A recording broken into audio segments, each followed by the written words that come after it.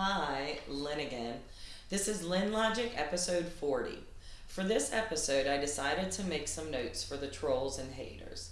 I will not be responding to negative comments anymore. This video serves as that response. I am not going to feed your hatred. I don't know if you need love, a hug, an asylum, or jail, but what you won't get is my energy. Now, if anyone else wants to play with them, have at it. Enjoy. My favorite word is fuck. Quick recap. I am the widow of a cross-dressing alcoholic and a survivor of a blood clot in my brain. It may seem that I am the personification of Murphy's Law, but I do love to laugh. I have a 25-year work history in accounting and operations in real estate, car dealerships, and hotels. I also have a BA in psychology. I love patterns, numbers, and categories. Always have. Lynn Logic is the result of that love. Go ahead, like, and subscribe. It costs nothing, unlike coffee, weed, or bad decisions, and you know we're not giving those up. So stay and watch so I can get my watch hours up. Check out the combined videos of my narrative and the worst day ever for a crash course. Let's get started. I tripped up my porch steps the other day. They are brick, and I skinned my knee. I think back on all the times as a kid that I had skinned knees, from falling out of trees to hitting parked cars on my bike. We were so resilient as kids. This time, man, that shit knocked the wind out of me. I've always had an issue with being spatially aware, meaning I am a klutz. Hell, I have to use plastic dishes at home because I break the glass ones. With age, this has only gotten worse. But hey, I am covered in scars and I wear them proudly. I have also always been a big girl. I hit 100 pounds in 6th grade, C-cups by 14, and 5'8" by middle school. I was fat, a Jew with glasses, and a nerd, so you know I got bullied. I mean, in 8th grade and on picture day, I wore the same shirt as a teacher. Come on. As a teenager, when people would call me fat, all the hormones surging through me made me super kicky. I mean, why is a man's weakest point directly in the center of his body? I mean, it is at kicking and punching level. That seems like a design flaw, or a reminder. All those that are bullied reach a breaking point where enough is enough. We are tired of being a punching bag because you hate yourself. And I am confused. Here I am at 46, widow of an alcoholic, survivor of a blood clot in my brain, had to have a hysterectomy because of more clotting. I'm the daughter of a convicted felon, met my father at 30.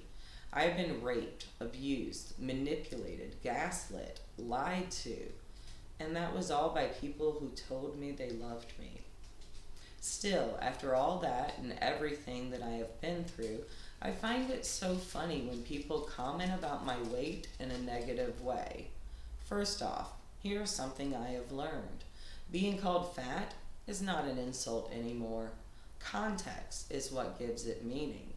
Now listen to me very carefully. I am fat.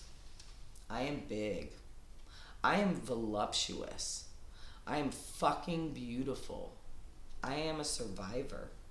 I am a fighter. I am a difficult woman. Does that bother you? I get it. For whatever reason, you don't like what you see in the mirror. I know what that is like. Now, I love what I see in the mirror. How's your reflection?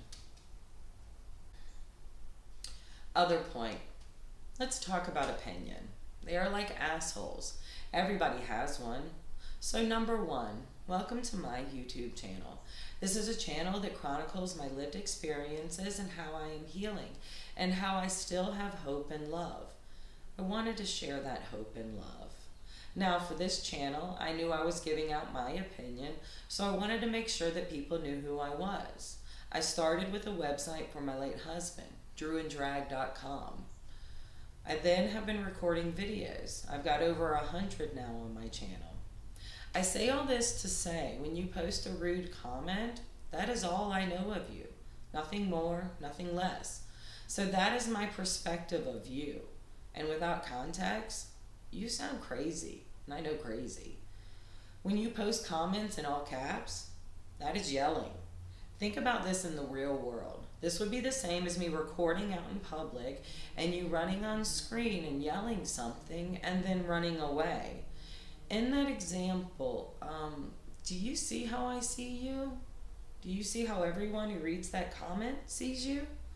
I could break down the psychology of each insult, but I'm not wasting energy there. Now, out in the real world, I get a lot of opinions thrown at me, especially after my husband died. And I remember someone giving me advice on being a widow while they were in their old age with their husband. So I started listening, and I mean really listening to what people were saying. And then I compared it to how they were living their life and what knowledge they had. In regards to me, I realized I didn't care about their opinion, really, because it was how they wished to be, the kind of person they wished they were. Just like people will only suspect you of things they are capable of doing. They suspect you because they are afraid you will treat them the way they would treat you. You've got to practice what you preach if you want me to listen to your advice. But these drive-by verbal lashings, well, they aren't even funny. They're stupid and predictable. Hell, I've been told and thought worse, but also better insults. What makes you think I deserve that? I don't know you, and you aren't taking the time to get to know me, so why? It all comes down to love. You have a hard time with that? You don't get enough? You don't love yourself? I get it. Widow of an alcoholic, misery loves company. But you will end up alone pushing people like that. And no one will care. I know I don't. Let's talk about perspective and judgment. It is so common to see a small, minute perspective and use it to judge an entire person or situation. It's a first impression, a weekly meeting, a lunch, a picture, a snippet. Then we take that and assume. Real world example. Have you ever been at work and you know your job and you have your routine and your procedure and boss man comes and asks you if and when you are going to do a certain task that you do every morning and just haven't gotten to yet? The ones with a 30,000 foot view and perspective are the worst at this. But it's now common practice to take a moment with someone and use that to assume and judge, and then advise or command. This is so fucking annoying. Also, I didn't actually ask you anything. These remind me of, have you ever heard of a daisy cutter bomb? A bomb used to clear out vegetation for camp or helicopter landing sites. Makes a perfect circle. These people make me think of those, except without a purpose. Bosses are the easiest example, but let's be real. They aren't the only ones, from family to strangers. If you don't understand something, rather than assume, just ask questions. You know what Samuel L. Jackson said in A Long Kiss Goodnight? When you make an assumption, you make an ass out of you and unction. I finally really understand that quote since it was changed from the original. I am not the ass. You are. You should work on that. So if you made it this far, hit like, hit subscribe. It will piss off the trolls. Chin up, tits out. Bye. I am fat. I am big. I am voluptuous. I am fucking beautiful. I am a survivor. I am a fighter. I am a difficult woman. Does that bother you?